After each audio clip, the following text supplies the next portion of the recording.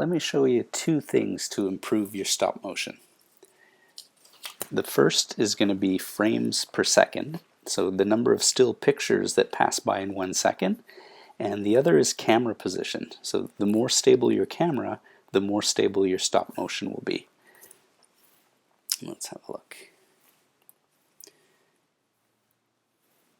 I'll open that one. It's going very fast. I'll drop it down to 2 frames per second just so you can see the ball moving. And the yellow line in the background is intentional just to show you how offset the ball is. I didn't place it very well.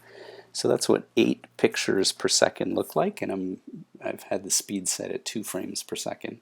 Even if I increase it to 12 frames per second, it's still choppy. It's happening faster, but you could see how offset that is. So let me move to 20 frames per second. I'll go to this one. I have 20 pictures of a ball going up and down. You can see that's much smoother and it's in line with the yellow line. That again is 2 frames per, oh sorry, that was 12 frames per second.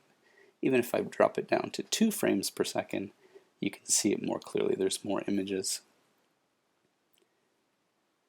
And I'll bring it back up to 12. And I added the little ellipse at the bottom instead of a circle. It's just that added illusion that there's an impact and a rebound happening. So there you have it. Use lots of pictures and keep your camera stable, and you'll create great stop motion videos.